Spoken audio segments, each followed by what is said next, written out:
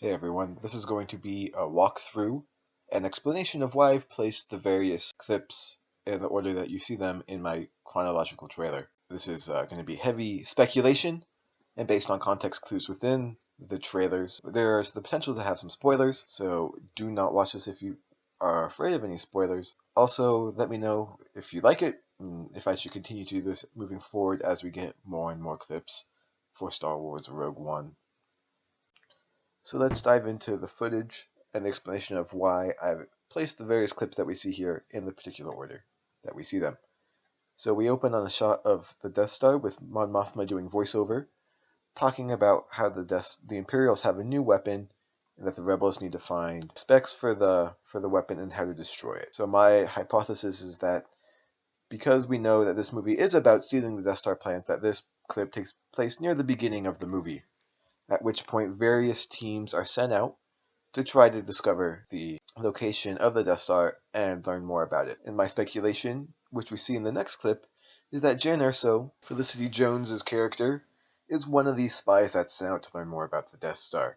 And we see her in what clearly is some sort of headscarf in an attempt to disguise much what like a Jedi would with their robes, using the hood to disguise their appearance. But we see that unfortunately that does not work, and they are ambushed by stormtroopers. We then see a shot of someone from a balcony using some sort of explosives. Jane Erso and what appears to be Diego Luna's character as well. And so we see them avoid this ambush, and then the next shot we see is Felicity Jones taking off in some sort of transport. My speculation is that the rebels were successful in obtaining a location of where they could find a copy of the Death Star plans. Later on in the trailer, we see is an attempt to steal those plans from the Empire. You'll notice that Felicity Jones is still wearing the scarf we saw in the previous ambush clip, and we see that her face is dirty, as opposed to at the beginning of the ambush clip, where we see that her face is clean. So it makes sense that the ship taking off takes place after the initial ambush scene. So I believe that Felicity Jones and Diego Luna's character return to the rebel base on Yavin, which we see here in this clip, with the location of where to find the Death Star plans. However, you will notice that Felicity Jones's character is wearing handcuffs, so I anticipate that her character is the reason why they were ambushed and discovered on the initial planet that we see at the very beginning of this trailer. And while she is being handcuffed, you'll notice that there's not a lot of security around her. She's still being walked through the main areas.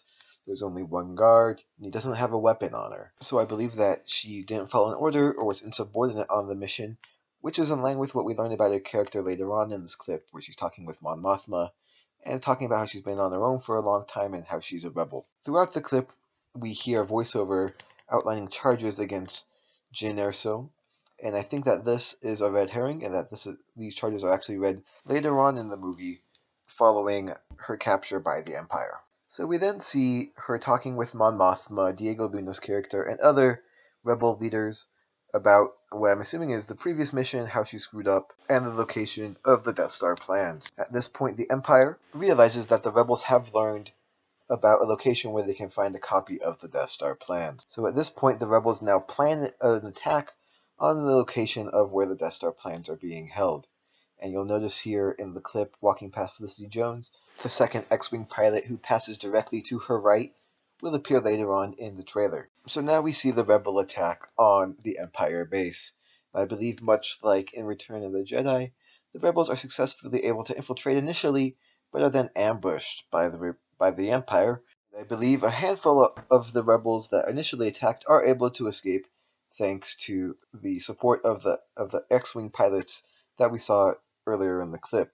And we see here in this photo what appears to be both a downed rebel starfighter and a destroyed Imperial walker.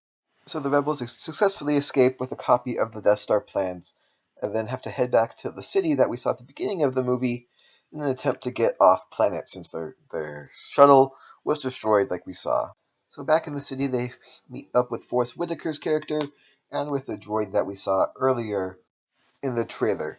And at the same time, a number of rebel starfighters have been damaged in the battle, and so there are prisoners being captured. And you'll notice that in this clip where we see the line of rebel pilots being escorted through the city, that the first pilot in the line is the character that we noted earlier in this trailer, the one who had ran past Felicity Jones. And we see Donnie Yen's X-Wing crash behind him, and he is battling like an awesome samurai against some of the stormtroopers who are trying to capture him. And so while all that's going down, Felicity Jones and Diego Luna are on the run from the rebellion, from the Empire.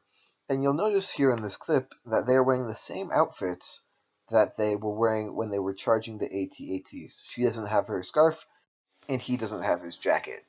So I believe that with the help of Forrest Whitaker character, which we see here in what appears to be some sort of spacecraft chair, it looks very similar to a chair you might find on the Millennium Falcon, that they are able to successfully get off planet. However, this is not the end for our heroes. Even though they are successfully able to pass along the plans to someone else in the chain of the rebellion, they are captured by the Empire, and this appears to be some sort of Admiral. You notice he's holding a pistol in his hand. It appears that he would probably be interrogating one of our heroes, and it also appears that he's standing in front of the viewport that we saw in the Death Star, that we saw very similar to that in Episode 4, where Grand Moff Tarkin is interrogating Princess Leia. So I believe that at this point, this is where the charges that we heard earlier in the trailer are read to Felicity Jones, and as a result, she can either be killed or she can join the Imperial military, and at that point, that is what she does. And so we end the movie with our hero becoming one of the villains, as we see here in this final clip of her dressed as some sort of Imperial soldier. I don't think it's a TIE fighter pilot, as some people have speculated, because of what appears to be some sort of batons or some sort of weapon that is on her back that wouldn't be able to fit into a cockpit of a TIE fighter. So there you have it. That is my chronological ordering of the teaser trailer for Star Wars Rogue One. Let me know what you think. Comment down below if you would like me to continue to do this as we get more and more footage and as we speculate wildly leading up to the December release of Star Wars Rogue One. Thanks for watching. Bye.